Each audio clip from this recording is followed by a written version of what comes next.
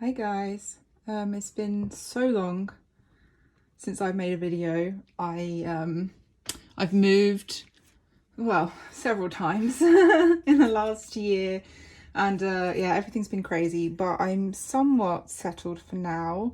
I'm actually still house hunting, but I have a semi-permanent place to live now, so I've been able to set up my desk and everything, so I can make a few videos again now. I will say though that the lighting in here is really bad and I'm not sure about the audio either.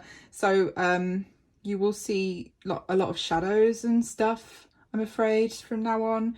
It's the middle of the day, it's just that this room has like really no decent light sources and I don't have all of my studio lamps at the moment, I'm afraid. Anyway, all that to say, please forgive me for any shadows and whatever, but I'm just happy that I can do some videos again for you guys. So today I thought I would show you my ink journal and also do another tutorial on paper chromatography. I did do a reel on my Instagram, but I thought doing one with you whilst talking might also be good. So that's enough talking for now.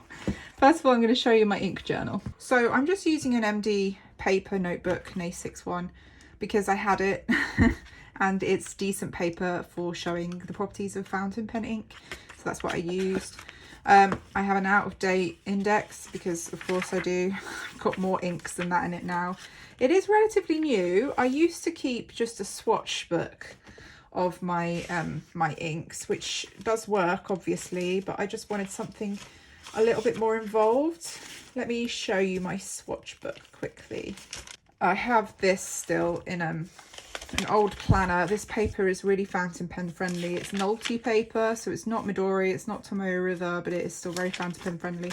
So these are all the inks I own. A lot of them are these tiny bottles from previous years. Diamine ink vent calendars. So yes, it looks like an awful lot, but a lot of them are teeny weeny. So yeah, this is great for knowing the colour of your ink and things, but I really wanted to start using my inks more in my artwork, and that wasn't really sufficient to teach me about the properties of my ink, so I started this journal. So I do a sketch on one side and I try and use different washes, so really light washes with the ink and then more you know, concentrated areas so I can really see the depth. This is one of my most favourite inks ever. It's Sunset by Dominant Industry and it is just magical. It's magical. Anyway, the reason why I've started getting into fountain pen inks for painting is because they are made up of dyes rather than pigments for the most part, and that means that they are made up of lots of different colours, and so through the ink journal we can see all the different colours that are in each of our inks. You can get pigment fountain pen inks which are different, but the dye ones make all of these magical, look at that, look at it, these have magical properties. It does come with the downside, they're not particularly light fast, so if you're going to be creating artwork with them, you need to at least keep it away from direct sunlight and behind some UV protective glass, but you know, in a book it's fine. Anyway, moving on. For each ink I do a sketch, I do a paper chromatography, I do a writing test, because inks can be incredible like this, but when you're writing with it in a pen, you don't often get that full range. And then this is actually another chromatography but done on fountain pen paper, which is a little bit different. And then this one is just like a really thick layer on should I say fountain pen paper? It's on watercolor paper and a thick layer on watercolor. I paint the edges just so I can flip quickly to the different colors. That's all that is. So I'll give you a quick flip and then we will get on. So chromatography, another kind of chromatography, I'll explain that in a bit. And then, you know, some writing and a sketch. And for the writing, I either do quotes or just write about the ink. This one's quite cool as well, this green. I don't know if you can see that. It's like glitter, grey, yellow and blue. I just find it really interesting. It's something about it. It's just like really ignites the inner fountain pen nerd in me in a really good way.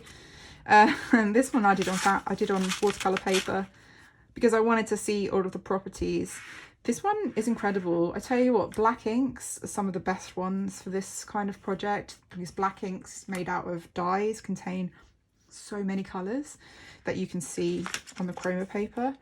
And I've also started using bleach. These splatters here are all bleach, because that can be a really cool way of like adding highlights and stuff, and often you get really interesting colours when you use bleach. It's not full bleach, it's about 20% bleach to 80% water, maybe 25% bleach. And here is Vinta Malayan apple. They're meant to be apples. I know they look like plums. This one's amazing as well, but it does smear really bad.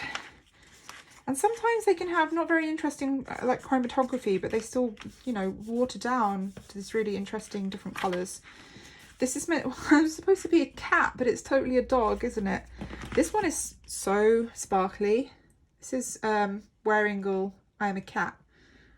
Look at that glitter. So cool.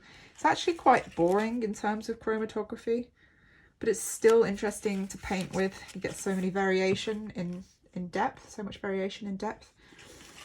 And then Colorverse Pillars of Creation, very cool. So anyway, that is all I have in here so far. I have another page set up that I'm going to do with you today. So I will take you through doing this, the ink chromatography and everything else. Let's talk about supplies very quickly. Your chromatography paper, I bought mine off Amazon in a big pack. Apparently you can also use coffee filters, but I don't know about for you, but for the UK that did not work out cheaper. Some people say it's cheaper to buy coffee filters, but you know, the big ones with the flat bottom, circular bottom, I just think that's really wasteful, because you're only going to be using the flat bit at the bottom, and I'm not convinced that it's cheaper.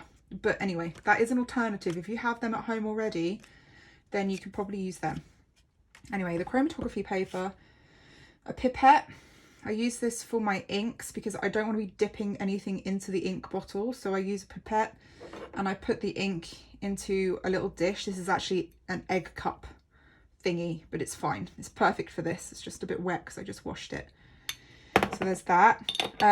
Also, you're going to need a cup or a glass or anything to put your water in. I usually use this one and I'll show you why and how, but for the sake of, you know, demonstrating, I have a clear one.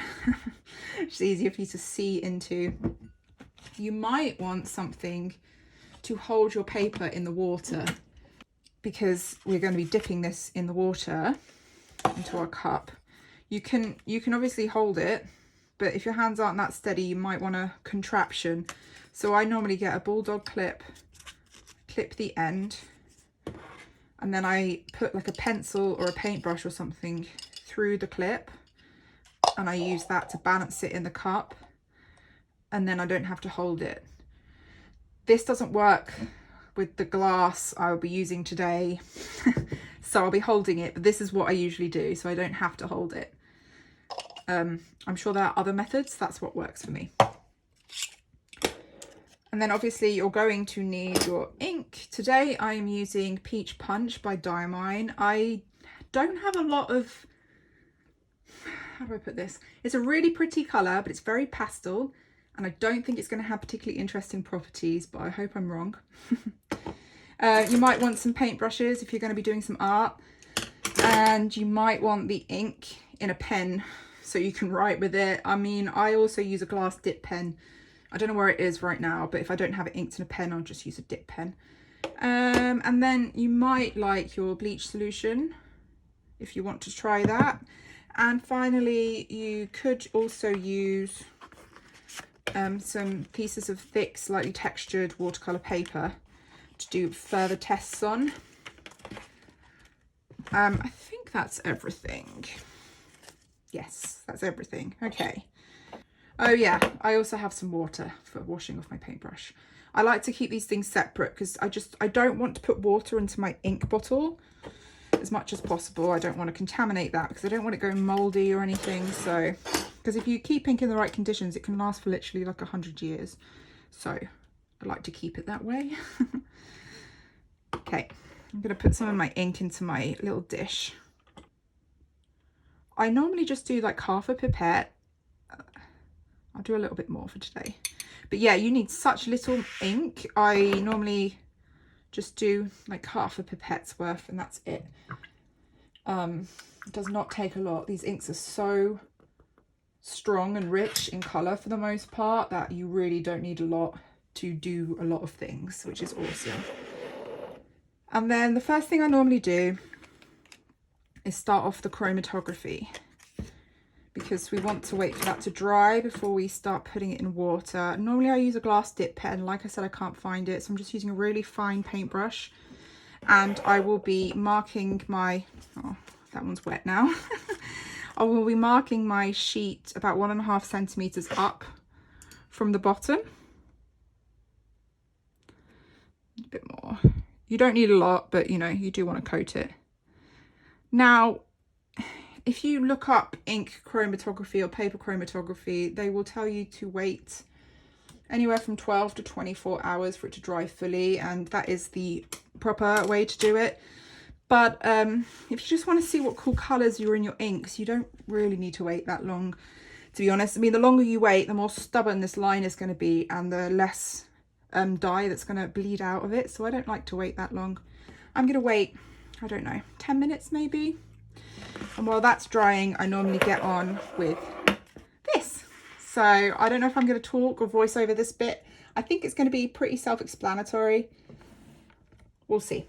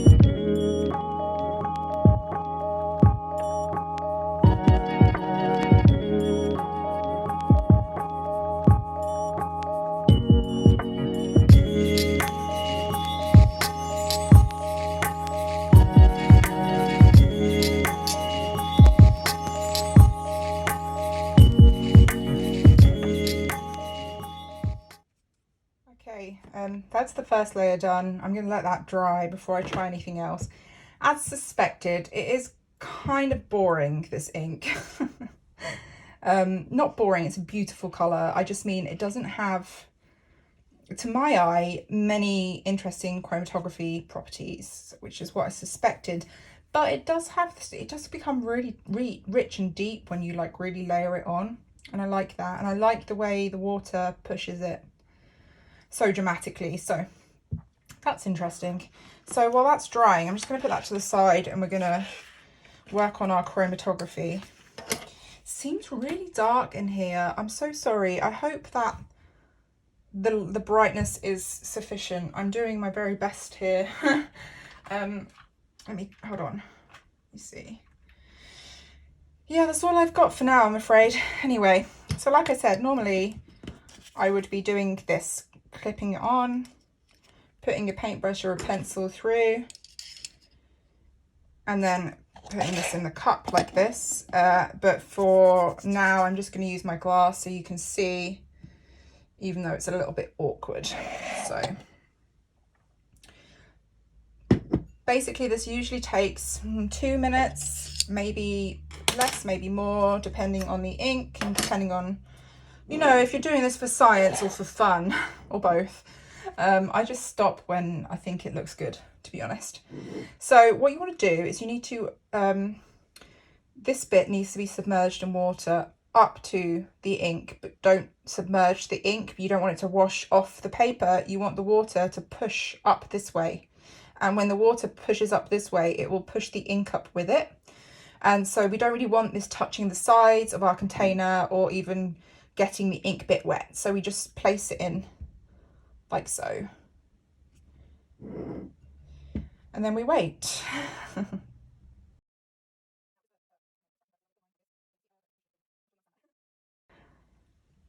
Just for instructional purposes, I'm tilting mine to the side, but you know, you should really have it up as vertical as possible and just leave it, you know, don't keep fiddling with it like I am, trying to get a good camera angle. Now I predict this ink is going to be yellow and pink and really faint and not that interesting. I know that sounds rude, it's a beautiful colour, I just mean, you know, the properties. I don't know why I picked this one to demonstrate, to be honest. I guess it's because it was in my pen. So I usually just leave it in until it stops spreading, until it seems to have slowed down, and then I pull it out. I think that's about it. Okay. Yeah, that is really, I take it back, that is quite pretty. It's like a gentle sunset. Anyway, that is your chromatography. It's also possible to do a type of chromatography with a thick watercolour paper. I sometimes do this, or I sometimes just do a giant swatch. It depends on my mood, but let me see if I can do it. For this, you really just need your fountain pen ink, and you put a lot on the table, apparently. You put a lot on, and then on this side, you just put water. And you just see, you know, what bleeds out of the ink. I find this to be a lot more hit and miss. It's always beautiful, but it's not necessarily accurate like this paper will be. But yes, that's the other method. And I also like to just see how the inks look on watercolor paper anyway. Still kind of waiting for this to dry. I will say that for the most part, because they're fountain pen inks, they dry a lot more quickly than watercolors or anything else, because they're designed, you know, for you to be able to put your palm over them as quickly as possible. But yeah, I'm just going to do my writing and try not to smudge this as a lefty. I'll just show you my pen, because I showed this on Instagram and a couple of people thought I'd broken my nib, but this is a fuge nib. It's designed like this. It gives you different line thicknesses depending on the angle that you hold it at. It's very cool. I don't, you know, I'm not an expert with it, but I still enjoy it.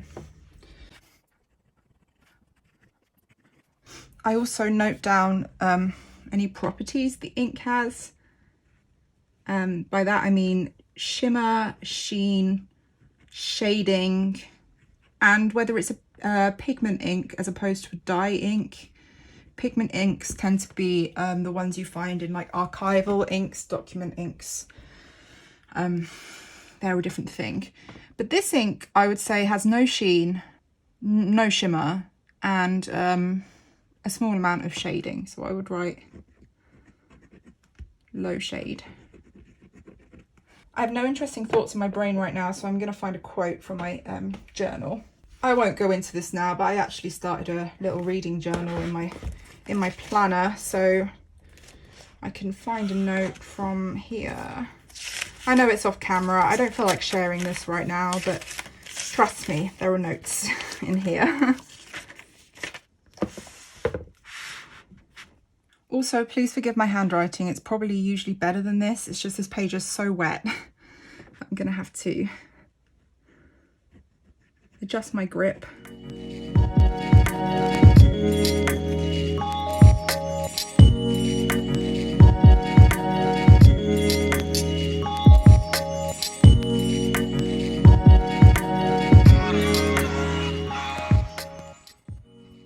There it is. Awful. terrible handwriting. To be honest, I normally do the writing first. And then my, you know, hand isn't battling with wet ink or anything. I don't have fantastic handwriting, but it's certainly better than that usually. Oh, I should have seen that coming. I actually might just see if I can find my heat tool. I haven't unearthed it yet. I'm not even sure if it's here or in storage, but let me see. Yeah, don't know where my heat tool is, I'm afraid. So I'm just gonna power through with this being wet and a bit rubbish. No, for now. I'm just wondering if this can be darkened with another layer.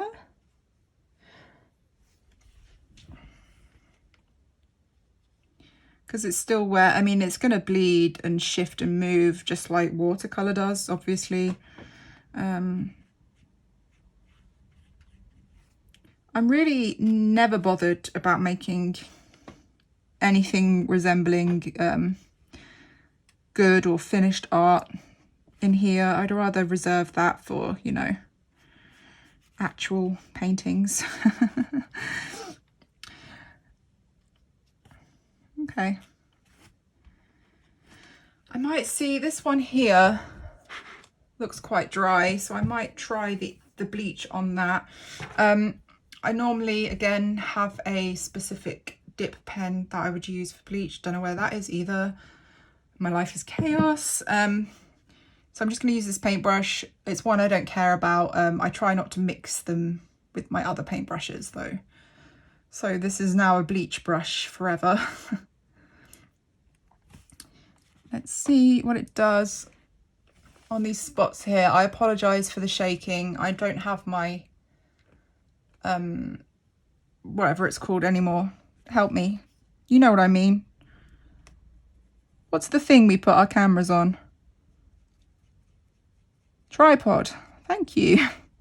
I don't have it. I just have this little mini desk one. So when I wobble the desk, I'm afraid everything wobbles. Okay, that's very cool. It kind of makes a white because the shade itself is so pastel, but it also has some neon pink in it as well. That's very cool. I might do this as well. That's really cool. I like that a lot. I mixed this bleach slightly stronger than I usually do. Oh, cat hair, lovely. I normally would mix it, I think, yeah, 20% bleach, but this one is more like 30%.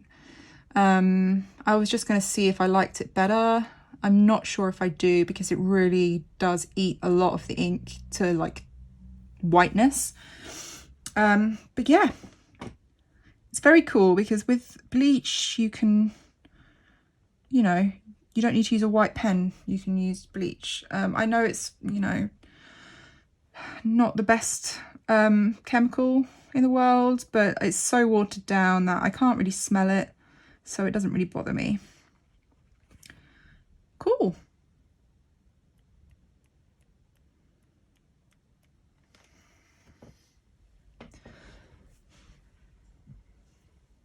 Okay, I'm going to wait for this to dry and I'm going to come back. Then I'm going to add some extra, you know, some drawing on top of this with my pen, and then I'm going to tape in all my extra little bits. Okay, this is basically dry. It's not totally dry. Here you can see it's wet and here it's wet, but the light has completely disappeared and I want to finish this page, so I'm going to power through.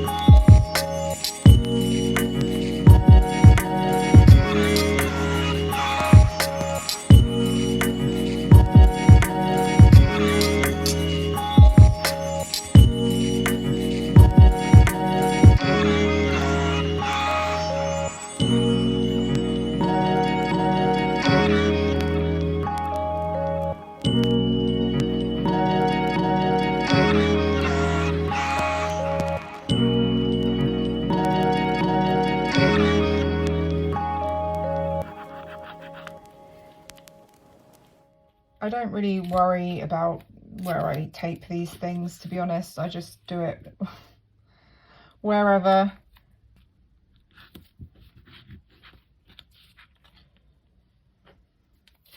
I think I'm going to call this good. It makes me laugh just how chaotic things always become whenever I film. Like, this doesn't happen normally. I normally don't get show through from the other page. Normally the inks have interesting properties, but and my handwriting's awful. As soon as I turn on the camera, oh, so much more stressful. So this kind of bleed through does happen on this paper, but it's not common.